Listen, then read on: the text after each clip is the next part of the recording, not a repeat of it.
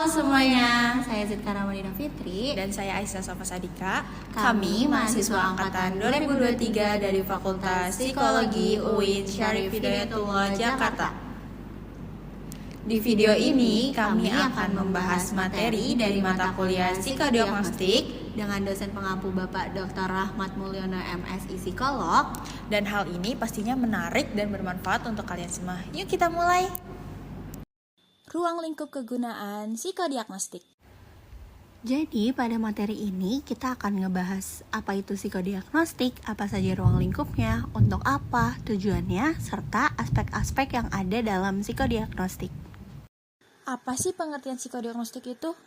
Psikodiagnostik merupakan bidang studi kompleks yang mencakup analisis kepribadian melalui interpretasi tanda-tanda perilaku, serta penggunaan berbagai metode dan teknik untuk mengukur aspek-aspek psikologis individu maupun kelompok, yang berfungsi sebagai alat ukur esensial dalam memperoleh informasi mendalam tentang kondisi psikologis seseorang yang kemudian menjadi dasar pengambilan keputusan dalam berbagai ranah.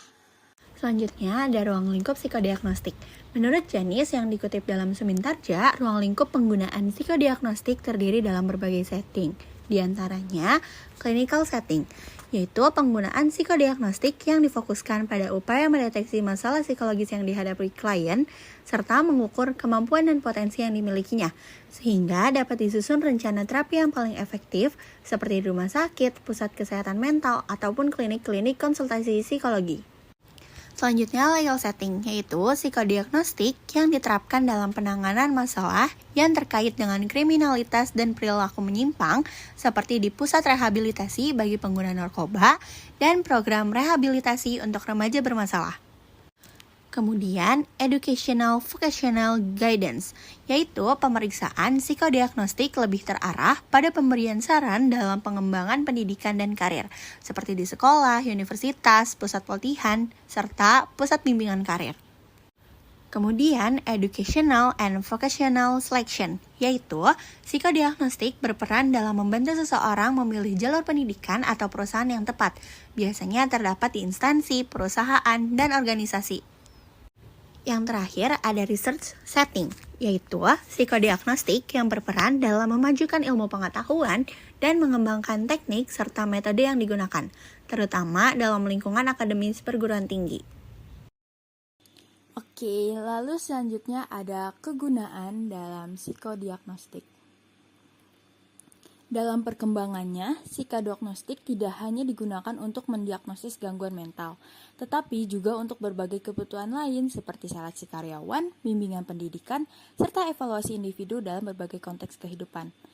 Nah, menurut buku Psikodiagnostik suatu pengantarnya Bapak Rahmat Mulyono, ada beberapa fungsi utama dalam psikodiagnostik.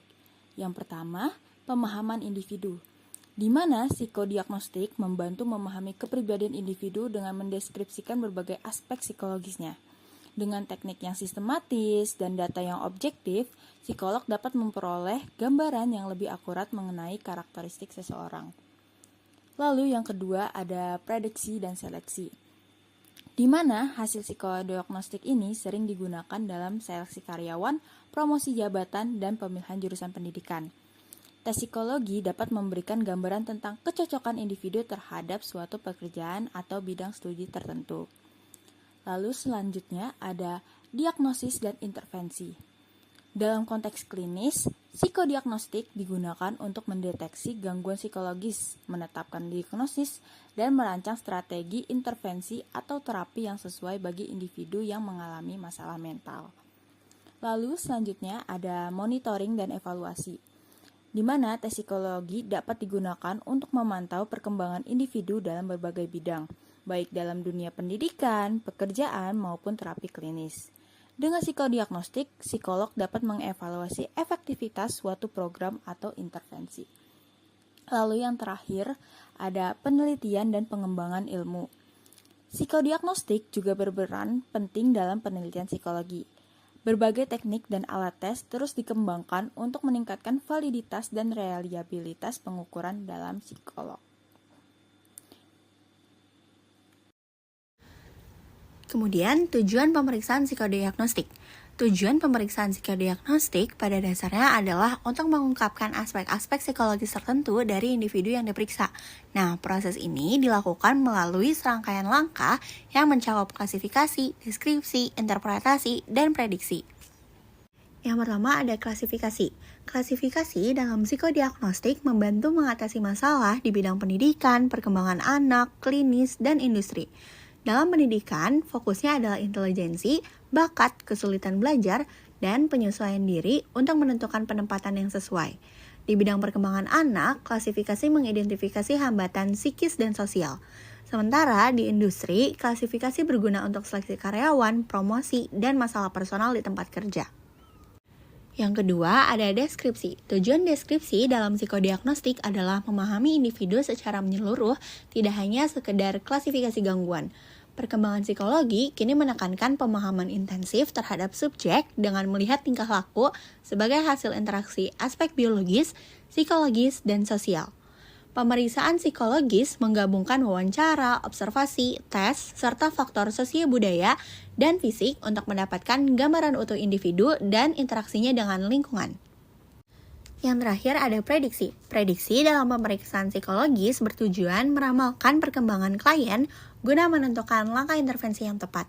Data hasil pemeriksaan membantu memprediksi keberhasilan akademik, misalnya pemilihan jurusan atau penempatan kerja berdasarkan bakat dan minat. Dalam klinis, prediksi berguna untuk merencanakan terapi efektif bagi gangguan psikis. Menurut Fudiartanta, prediksi memastikan dukungan sesuai perkembangan individu. Aspek-aspek psikis yang menjadi sasaran psikodiagnostik. Dalam konteks ini, aspek-aspek psikologis yang menjadi sasaran psikodiagnostik mencakup berbagai dimensi kepribadian, motivasi, dan dinamika psikologis individu. Namun, secara umum, yang menjadi sasaran psikodiagnostik adalah kepribadian individu dengan bagian-bagiannya, di antara lain yaitu kecerdasan dan inteligensi, motif-motifnya, sikap-sikap, minat dan perhatian, bakat dan kemampuan khusus yang istimewa, keterampilan berbuat, emosi-emosi, cita-cita, kelakuannya, sosial dan hubungan interpersonal, inisiatif dan kreativitas, daya tahan, daya analisis, pengambilan keputusan, rasa tanggung jawab, kerjasama, ketelitian kerja, sistematika kerja, ketahanan kerja, dan yang terakhir yaitu seksualitas.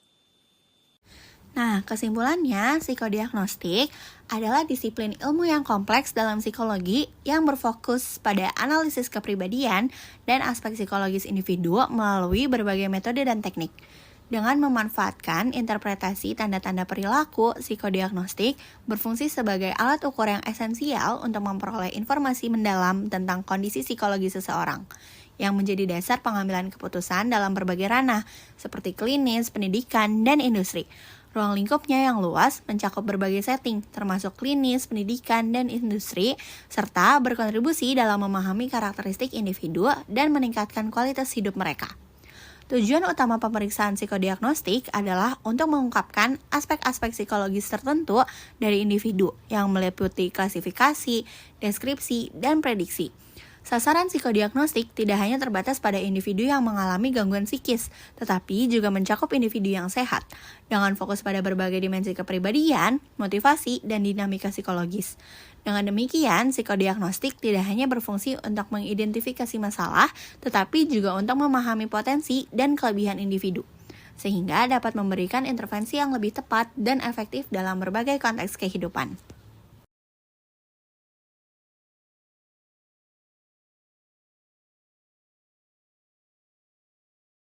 Terima kasih sudah menyimak video pembelajaran kami sampai selesai. Semoga materi yang kami sampaikan bisa bermanfaat dan membantu perjalanan belajar kalian.